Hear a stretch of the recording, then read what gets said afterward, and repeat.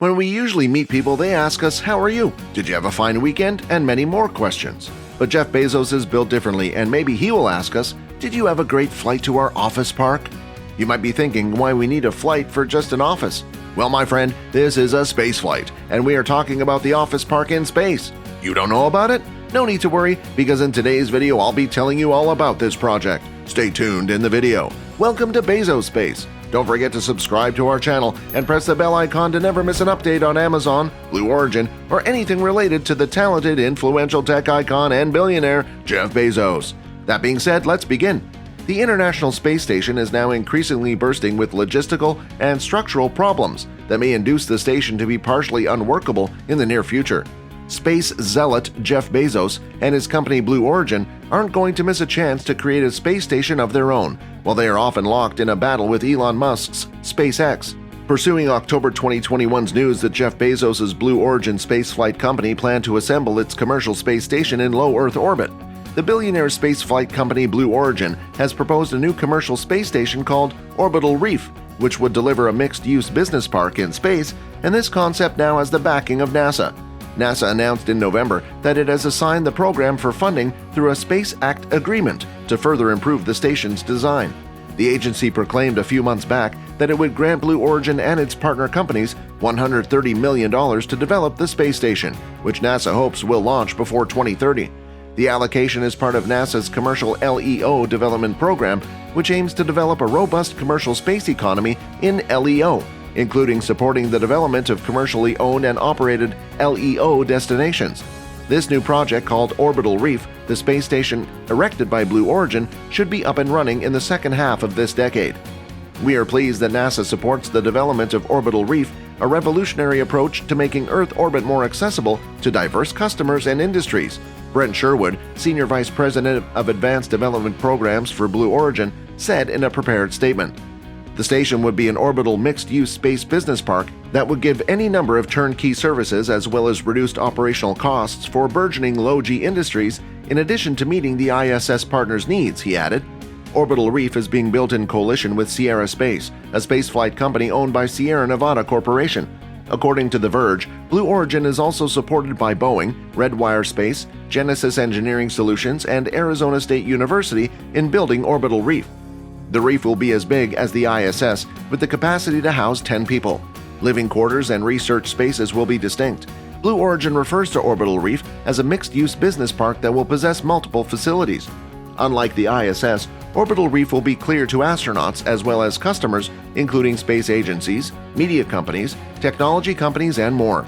Blue Origin's plan is predicated on the impression that the end is coming for the ISS, which NASA is still figuring out how exactly to eliminate from orbit. While space stations have been beneficial for space exploration, Blue Origin Senior Vice President Brent Sherwood asserted in an October op-ed that private companies now can take over much of the burgeoning economy in low Earth orbit, or LEO.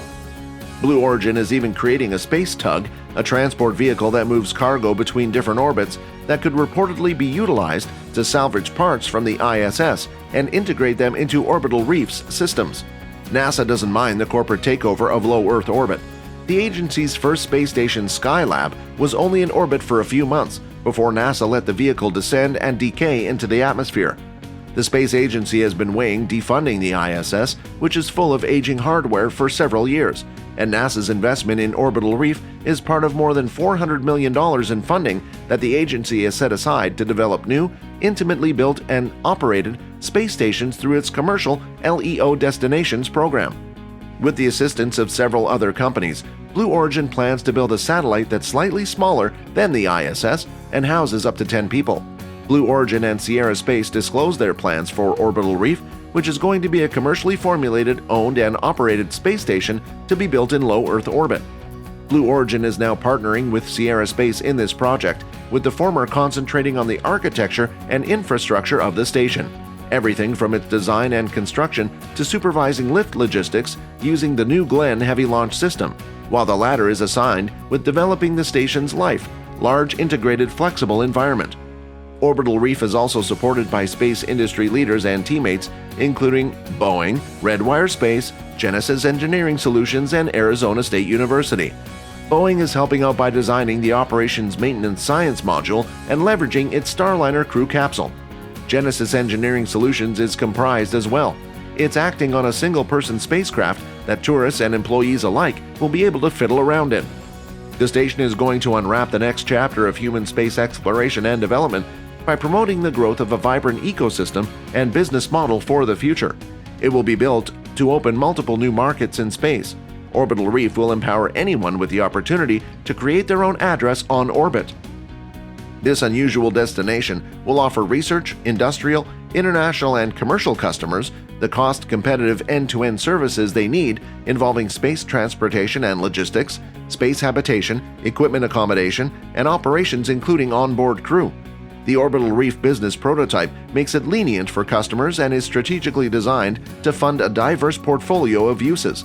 The team has all the assistance and systems to meet the needs of emergent customers, including researchers, manufacturers, and visitors.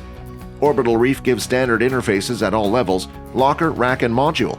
Human and cargo transportation to and from Orbital Reef would be given by Boeing and Sierra Space. Most modules of the Orbital Reef space station would be launched through Blue Origin's New Glenn rocket, which is still being worked on. So this is why NASA prefers companies like Blue Origin and SpaceX to take up such ambitions.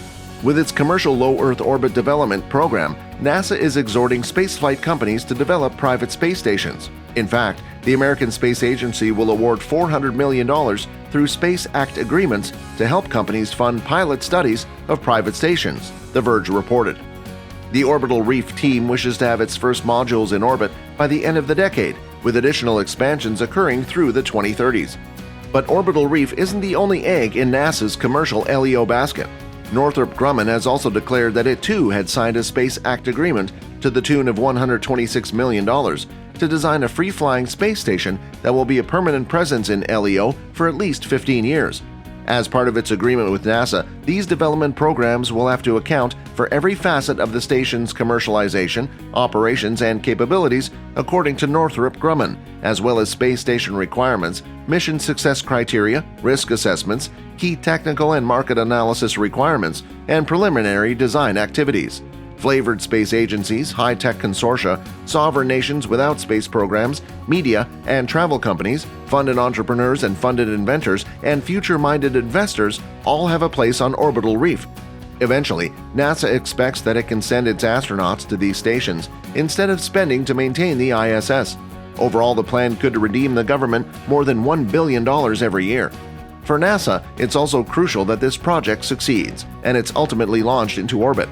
After all, time is running out on the ISS, where malfunctions and outdated technology and equipment are mutual.